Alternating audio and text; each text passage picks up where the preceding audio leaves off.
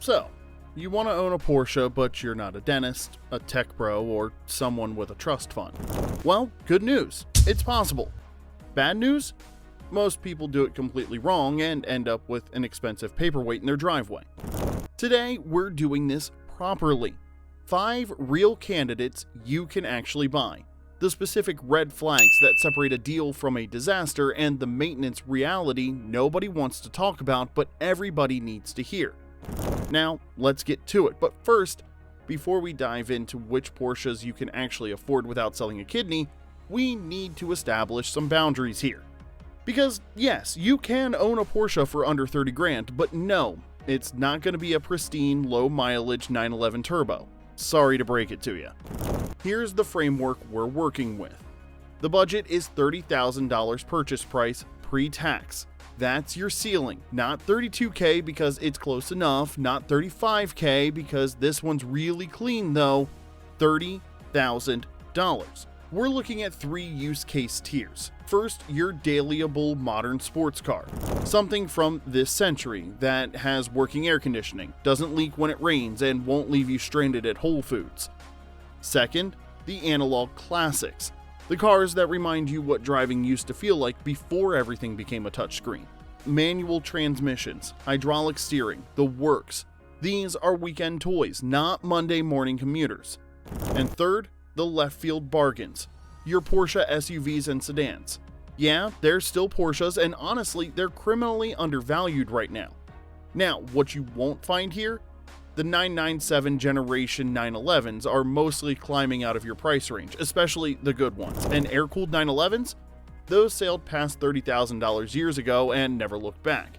If you see one under budget, run away. Something is deeply, tragically wrong with it. So those are the rules. Now, let's find you a Porsche that won't financially ruin you. First up is the car that arguably makes the most sense for the money.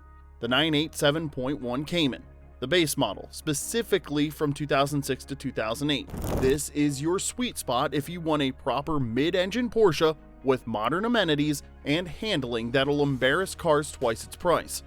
Why is it here? Because it's still attainable. We're talking low to mid-20s for decent driver-grade base cars. The S models can creep up toward that $30,000 ceiling depending on mileage and options, but the base car, with its 2.7-liter flat 6, still sitting in that accessible zone. Now, here's where things get interesting, and by interesting, we mean potentially expensive if you're not careful. Let's talk about bore scoring. This is the nightmare scenario where the cylinder walls get damaged, and yes, it's a thing on these cars, but here's the good news. It's much more common on the early 3.4-liter engines in the S models. The 2.7 in the base Cayman, owner community threads on Renlist suggest it's pretty rare. Still, and we cannot stress this enough, get a pre-purchase inspection with a bore scope. You want someone shoving a camera down those cylinders to actually look at the walls. Then there's the IMS bearing, the infamous intermediate shaft bearing that scared everyone away from water-cooled Porsches for years. Good news here too. The 987.1 risk is dramatically lower than the 986 Boxster or 996 911, but still, ask for the service history. If it's been done, great. If not, factor that into your negotiation or your future maintenance budget. The bottom line is this: a clean base 987.1 Cayman in the low 20s is arguably the best bang for buck Porsche you can buy right now. Just don't skip the inspection. Now let's talk about the car that everyone loves to overlook, the 986 Boxster. Here's the thing. This might actually be the best driving value in the entire Porsche universe right now. You can find decent examples under $20,000 all day long, and if you got the full $30K to spend, you're buying a top condition car or something with a specific spec that'll make other Porsche nerds jealous at Cars and Coffee. But, and this is a big but, you need to know what you're walking into. The 986 has a reputation, and some of it is earned. Let's start with the elephant in the room, the IMS bearing, especially on the 2000 to 2005 cars with the single row bearing design. This is the failure that can grenade your entire engine. Has it been replaced? Get documentation. If it hasn't, you need to either budget for it or negotiate the price down accordingly. This isn't a maybe item, this is a when, not if, maintenance reality. Then there's the rear main seal that loves to leak oil, cooling system components like the plastic expansion tanks and aging hoses that get brittle, window regulators that fail with depressing regularity, and suspensions that are often completely tired by now. These cars are 20 to almost 30 years old. Things wear out. Here's the playbook. Target 2003 to 2004 models if you can. You get the glass rear window instead of the plastic one that looks like a shower curtain after a few years, plus various updates that Porsche made along the way. And this is crucial. Buy on maintenance history, not miles. A 100,000 mile car with receipts is worth more than a 50,000 mile car with mystery. Now, why would I recommend the base model over the S at this price point? Simple. Headroom. If you spend $18,000 on a solid base Boxster instead of stretching to $28,000 for an S, you've got $10,000 left for proactive maintenance, a fresh set of tires, maybe a suspension refresh. That's the difference between owning a Porsche and enjoying a Porsche. Now, let's address the big one. You want a 911? An actual 911 under $30,000? It exists, but there's a catch. It's almost always going to be a Cabriolet, the convertible, and you know what? That's perfectly fine. We're talking about $22,000 to $28,000 for cabrios in decent shape, while coupes are still hanging out in the low 30s unless they've got serious miles or deferred maintenance. This is your ticket to the 911 experience without completely destroying your finances.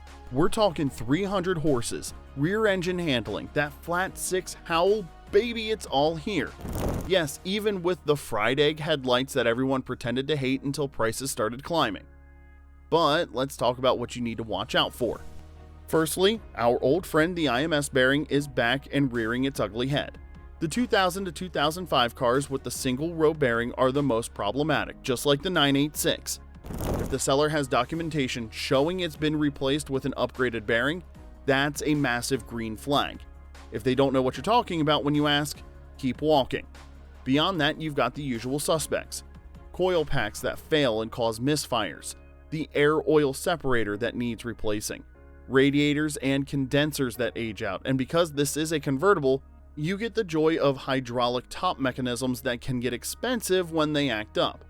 Check that top, open it, close it, listen for struggling motors or weird noises. If it hesitates, factor that into your offer. Now here's why the 996 Cabriolet actually makes sense though. It shares a ton of parts with the 986 Boxster. Same basic engine architecture, similar components, which means the aftermarket support is strong and running costs are relatively sane for a 911. You're not dealing with some exotic parts bin that requires mortgaging your house for an oil change. Look, it's not a G-body with whale tail. It's not even a 997, but it's a 911 under 30 grand, and honestly, that's kind of a miracle in 2025. Now we're going to be getting into the analog classics, the front-engine transaxle Porsches that people either completely understand or don't get at all.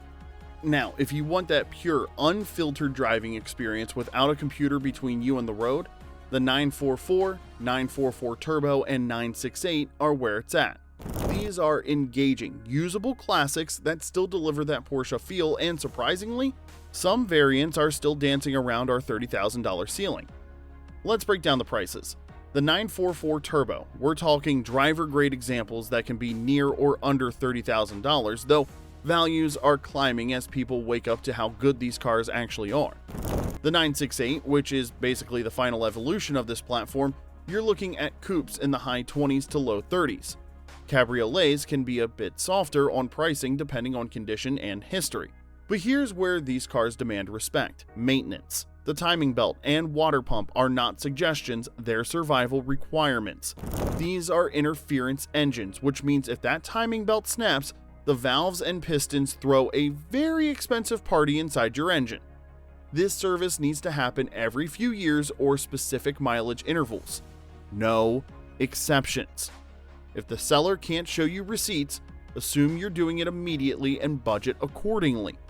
You've also got front-engine cooling systems with hoses that are decades old, transaxle bushings that wear out and make the shifter feel like stirring oatmeal, interior plastics that get brittle and crack if you look at them wrong, and the real fun part, NLA bits.